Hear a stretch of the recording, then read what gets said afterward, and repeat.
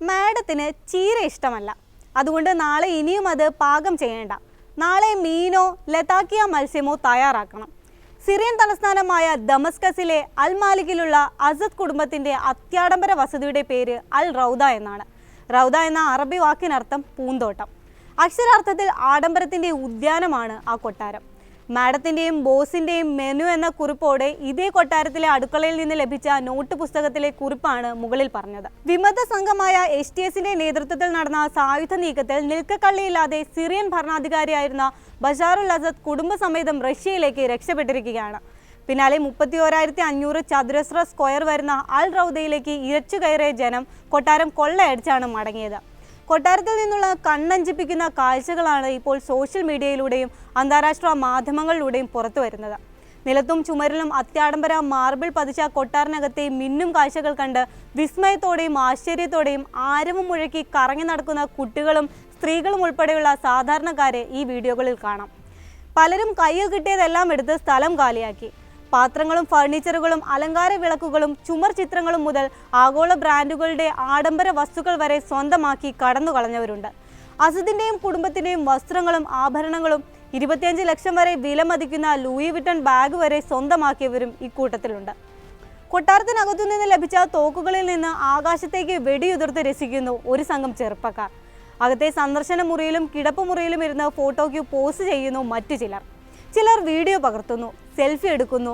Office മുറിയും dining ഹാളും കടന്ന് കിടപ്പുമുറിയിലും എത്തി ആൾക്കൂട്ടം. ബെഡ്റൂമിലെ ടോയ്ലറ്റ് കാഴ്ചകൾ ഉൾപ്പെടെ പുറത്തു വന്നത് അങ്ങനെയാണ്. കോടികൾ വില വരുന്ന ബാത്ത് ടബുകളുടെയും വാഷ് ബേസിനുകളുടെയും എല്ലാം ദൃശ്യങ്ങൾ പുറത്തു വന്നിട്ടുണ്ട്. എന്നാൽ കൊട്ടാരത്തിന്റെ ഭൂഗർഭ അറയിലെ കാഴ്ചകളാണ് ഇപ്പോൾ എല്ലാവരെയും ഞെട്ടിച്ചിരിക്കുന്നത്. കോടികൾ വിലമതിക്കുന്ന 40ഓളം അത്യാഡംബര കാറുകളാണ് ഇവിടെ നിരത്തി പാർക്ക് ചെയ്തിരിക്കുന്നതെന്ന് CNN റിപ്പോർട്ട് ചെയ്യുന്നു. $3 മില്യൺ, ഏകദേശം 25 കോടി രൂപ വില വരുന്ന ലംബോർഗിനി കാറുണ്ട്. അതിൽ ഫെറാറിയുടെ സ്പോർട്സ് കാറുകളുണ്ട്. $42 മില്യൺ, ഏകദേശം 35 കോടി രൂപയുടെ ഫെറാറി F50 സ്പോർട്സ് കാറുണ്ട്. ഫെറാറിയുടെ വേറെയും കാറുകൾ ഇവിടെയുണ്ട്. Rolls Royce, Bentley, BMW, Mercedes Benz, Aston Martin, Audi കാറുകളും കോണ്ടിനെന്റൽ GT ഉൾപ്പെടെയുള്ള മോട്ടോർ സൈക്കിളുകളുമായി ശരിക്കും അതിശയിപ്പിക്കുന്ന കാഴ്ചയായിരുന്നു അത്. കാർ ഷോറൂമുകളിൽ പോലും ഒന്നിച്ചു കാണാൻ കിട്ടാത്ത കാഴ്ച. ഇതിനു പുറമെ ബഷാറുൽ അസദിന്റെ സഹോദരനും മുൻ സൈനിക കമാൻഡറുമായ മഹർ അൽ അസാഫിന്റെ വീടിന് താഴെയുള്ള ഭൂഗർഭ അറയിലും വിസ്മയിപ്പിക്കുന്ന കാഴ്ചകളാണ് നാട്ടുകാർ കണ്ടത്. കിലോമീറ്ററുകൾ ദൂരത്തിൽ നീണ്ടു നിൽക്കുന്ന തുരങ്ക പാതയാണിത്. പാതയിലുടനീളം ലൈറ്റുകളും സജ്ജീകരിച്ചിട്ടുണ്ട്. ഇലക്ട്രോണിക് ഡോറുകളുള്ള മുറികളും അകത്തുണ്ട്. ഒരു മുറിയിൽ നിന്ന് തോക്കിന്റെ പെട്ടികളും ഷോപ്പിംഗ് ബാഗുകളും സിഗരറ്റിന്റെ കൂടുകളും കണ്ടെത്തിയിട്ടുണ്ട്. എല്ലാ സജ്ജീകരണങ്ങളുള്ള അടുക്കളയും ബാത്റൂമും അലങ്കരിക്കപ്പെട്ട സിറ്റിംഗ് റൂമുകളുമെല്ലാം ഈ തുരങ്കത്തിനകത്തു നിന്നുള്ള കാഴ്ചകളിൽ കാണാം. 2023 ഒരു UN ഹ്യൂമാനിറ്റേറിയൻ വിഭാഗം റിപ്പോർട്ട് അനുസരിച്ച് സിറിയൻ ജനസംഖ്യയുടെ 90% ദാരിദ്ര്യരേഖയ്ക്ക് താഴെയുള്ളവരാണ്. പതിറ്റാണ്ടുകളായി തുടരുന്ന ദുർഭരണത്തിന് പുറമെ 2011 ജനകീയ പ്രക്ഷോഭത്തോടെ ഭരണകൂടത്തിന്റെ കടുത്ത നിയന്ത്രണങ്ങളുമായി കൊടും പട്ടിണിയിലാണ് ഇവിടുത്തുകാർ കഴിയുന്നത്. ഇതിനിടയിലാണ് തലസ്ഥാനത്ത് ബഷറുൽ അസദും കുടുംബവും അത്യാഡംബര ജീവിതം നയിച്ചിരുന്നത്. 2022 US വിദേശകാര്യ വകുപ്പ് പുറത്തുവിട്ട കണക്ക് പ്രകാരം 1 മുതൽ 2 വരെ ബില്യൺ ഡോളറാണ് അസദ് കുടുംബത്തിന്റെ ആസ്തി. കുടുംബമായുള്ള സ്വത്തുക്കൾക്ക് പുറമെ രാജ്യത്തെ പ്രധാന പൊതു സ്വത്തുക്കളുടെയെല്ലാം നിയന്ത്രണം ഈ കുടുംബത്തിനാണെന്നാണ് വിവരം.